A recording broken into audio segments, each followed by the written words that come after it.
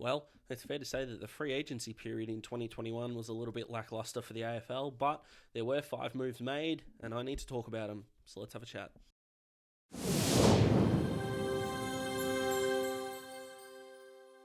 And just before we get stuck into it, thank you so much for everyone that has tuned in and watched, especially the Jordan Dawson, the Luke Sayers video, and of course, last one, my number 1 draft pick analysis. Thank you so much to everyone that's done that. If you do enjoy the content, please leave a subscribe and drop a like as well, which really helps with the algorithms so more people can watch and fingers crossed enjoy. But if you do enjoy the video, drop a subscribe. I'm only at about 8% subscriber to viewership ratio and would love for that to go up. So please do so, but let's get stuck into the content. Okay.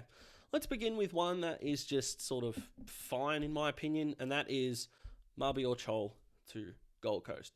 Now, let's start off with the duration of the deal, which is the one that's going sort of under the radar because of a certain Carlton length of deal, but 4 years for Mabior Chol? Really?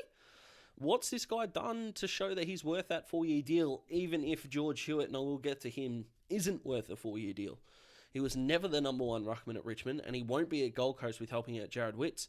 And yes, whilst he's going to be a solid number 2 piece when it comes to the ruck stocks, they don't really have a second tall forward now. Like at all. They've got Ben King and maybes with Josh Corbett. Now Mabior Chol, of course. Sam Day, who's injury prone. And that's about it. So what does this accomplish? If Gold Coasters are going to try and make finals next year, which their board and especially president have said that they think they can, how are they going to do that with this sort of signing? Now, I know Mabior wanted to go home, and Gold Coast, retrospectively, is a better fit than Brisbane, and Brisbane are going to bring in Darcy Fort over the trade period, it looks like. I mean, this deal is fine, but for enough compensation to give Richmond a pick in the 30s, albeit the late 30s, it's a head-scratcher for mine, if I'm being honest. And no disrespect to Mabior, I think the new gold or blue streak in his hair is going to look pretty cool. This isn't really a groundbreaking move, but Gold Coast do get another piece, and it's sort of becoming Richmond's disposal side at the moment with Jacob Townsend. I know we went to Essendon afterwards, but Richard Townsend, Brandon Ellis, and Oleg Markov are already there, so Chol will know some players up there, but this doesn't really shake the ground as far as Gold Coast finals drought is concerned for me, but good on Mabior for getting the contract, and fingers crossed his full potential can be reached at the Suns. From pure and utter confusion to pure and utter joy, not just from a team point of view, but yes, fantasy supercoach-wise. Now, I apologise if you're not a fantasy connoisseur or someone that gets really sick of the content. Stick around for the ramifications, and then if I start talking about supercoach, just skip forward a little bit until the next player. They're all time-stamped in the description, so I'm not going to make you sit through it if you really hate people talking about fantasy. But the player is Jake Kelly going to the Bombers. 3-year deal. I really like the length of that deal. Really like the player. And really like what it does for Essendon's defense. Jake Kelly is going to get assigned a player to stop every week, and that is going to be his whole entire role. Essendon aren't going to need him to be an amazing rebounder out of defense. I don't know if you've heard of Jordan Ridley, Mason Redmond, and Nick Hind, who can all amazingly do that. And of course, Dyson Heppel is going to chip in, even though he doesn't have the breakneck speed of a Nick Hind, or perhaps the foot skills, especially long kicking of Jordan Ridley, can still hit his passes and help set up Essendon behind the ball. Jake Kelly gets to shut down on opposition's defense, on opposition forwards, and he's going to do it really well in my opinion. This is a tick for Essendon. Do not get it wrong. Adelaide won't be disgruntled with the compensation pick either, as they'll be able to get hopefully another talented South Australian youngster who slips through the gap and might be a steal at, I think, 42, although it might become something else depending on how the trade period ends up, but that's what they get. Now, to the Supercoach bit, so skip ahead if you don't want to talk about fantasy. This makes Jordan Ridley almost a certain starter for me. Ridley is not going to have to play on small forwards like he had to do at times during last year, and he still averaged 100, I think. I think he turned up. This is going to make his average only climb higher and higher as he can become such a more dangerous rebounder.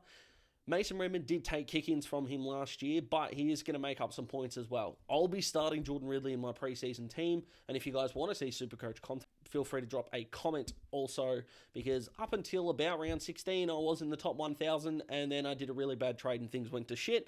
But if you want to follow along a Supercoach journey, I can make that a playlist, and you can follow along as well. But Jake Kelly to Essendon, huge tick from me. Alrighty, let's move on to George Hewett going to Carlton. Now, a lot of people are criticising this, and I kind of need to know why. Is the deal too long? Sure, but it's not 2 years too long. At worst, it's 1. Would anyone really be complaining if it was a 3-year deal? Probably not. But it's 4 years. Carlton do need a defensive sweeper at their stoppages. They do. Ask anyone. They do. It's why they went after Jack Graham last year, and it's why now they've got George Hewett. If you've got Chera and Walsh at the centre square, for example, you need George Hewett to be able to allow those two boys to be able to attack a stoppage offensively and get the metres gained to get quick entries inside 50. And if, for whatever reason, Walsh and Chera are beaten out in the contest, you've got George Hewett to stop players getting out the front of their stoppage offensively. Look at how the Bulldogs failed to do it in the third quarter against Melbourne. Petrarca and Oliver were kept getting out in the front of their stoppage, and it lost the Dogs a flag. I'm not saying George Hewett is the reason Carlton are going to win a flag, but it's why he's there. Structurally, it makes sense, and don't forget the impact that I think, and a lot of people think Michael Voss is going to make on this group. This is a good move. Now, when it comes to George Hewett, he is going to need to be at a lot of centre bounce stoppages, but he can't be in there at the same time as Patrick Cripps, in my opinion. We don't know what Cripper is right now. It looked like the last 6 years of his career had taken too much of a toll on Paul Cripper, and he just went, and just flattened out.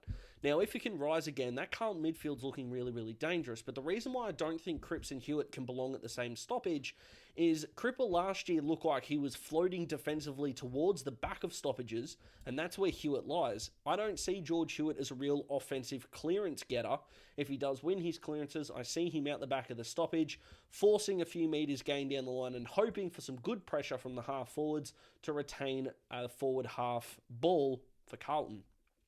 Even if Chera, Cripps and Hewett are at the same stoppage, you are relying on Cripps getting back to his absolute best. Now, if Cripps does get back to his absolute best, the last 30 seconds of this video are absolutely mute, because Cripper is a star, can do both of them really, really well, as in offensively and defensively around the stoppage, and is a beast. So if Patrick Cripps is back to his best, I'll consider myself wrong. I don't think he'll be back to his absolute best next year. I don't think he's going to have another year like this one, though. But maybe that's time for a predictions video closer to when the season begins. But back to George Hewett. This is a tick in my opinion. Sure, would a 3-year deal have been better? Potentially. But considering Carlton have missed out on defensive midfielders for so long, they had to do a deal that Sydney could not possibly match, and they didn't. So until you see George Hewett being a dumpster fire, Trade Radio, Kane Corns, stop calling this a failure. Carlton are finally doing deals for players they need, not for B-grade crap that they don't. Adam Chera is a star with good foot skills. George Hewett is a very good defensive midfielder.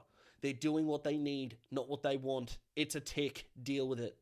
Let's move on to move number 4. Another one that's got a little bit of mystery around it because he is a swingman and he's also the latest inductee into the Hawthorn Whipping Boy Hall of Fame alongside the likes of Tom Murphy, Ryan Schoenmakers, and unfortunately even Nick Holland back in the early 2000s, and that is Tim O'Brien to the Western Bulldogs.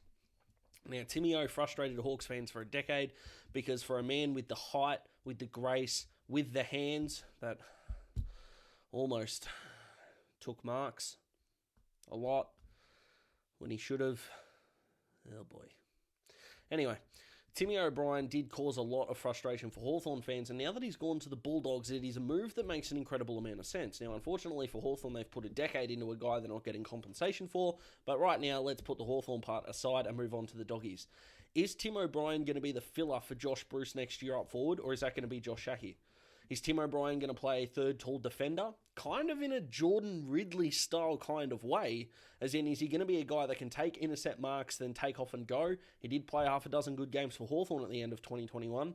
So where he plays is a little bit of a mystery. It is a multi-year deal. I've seen some reports of 2 years, some reports of 3 years. I hope it's only 2, but he does turn 28 in March. He is still younger than you think, even though he's been in the competition way longer than you think as well.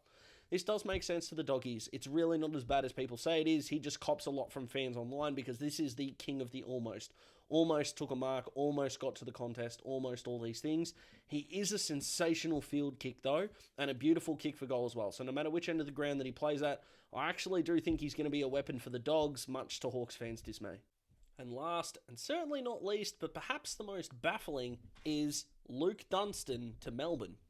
Now, this isn't actually baffling as a move. Melbourne having midfield depth, you can't have enough quality midfielders in the competition, and this is a man that was delisted after coming second in St Kilda's Brownlow count, which I remember at the time was $9, and for that little return, thank you very much. Dunstan can find the footy, no doubt, and although he's not the greatest kick of the footy, Melbourne's midfield kind of proved that you don't have to be. Even Christian Petrarca, as much as a bull that he isn't the most precise kick over a 25-metre period. We obviously know of Clayton Oliver's trouble with his foot skills coming into this year, even though he improved them significantly. Jack Viney isn't a fantastic kick. James Harms isn't a fantastic kick, although he did pull off a magnificent pass, I think it was to Ben Brown, in the third quarter of the grand final, which was spectacular, but overall isn't the most great kick of the footy in the first place. I'm not 100% sure that was an English sentence, but I'll move on. Imagine you're coming up against Melbourne in round, let's say 3, whoever it is, and you've got to deal with Viney, Oliver, Petrarca as a group. Imagine one of them goes out. You think you'd breathe easier, but they would be bringing in a guy that can find 25, 30 disposals really, really quickly, and he's the kind of guy that can be the bottom of the pack to help feed out to an Oliver, to a Petrarca, who are really, really good players once they get on the inside and the outside. As we know, Oliver, really good with his hands and out in the space, is a better field kick, and we know Christian Petrarca is just an absolute bull. This really isn't a down move at all. I think other clubs may have missed a trick in finding Dunstan, especially those with good outside mids. But if Luke Dunstan can get into Melbourne's best 22 and stay there, who knows, he could be a premiership player as soon as next year if Melbourne climb the mountain again. Like I said at the start of the video, it hasn't been the best free agency period, but I still hope you enjoyed the content. Please subscribe if you do enjoy. Like I said, I'm only at an 8% ratio of views to subscribers and would love for that to climb. Thank you so much to everyone that already has. You are all superstars. Thank you so much.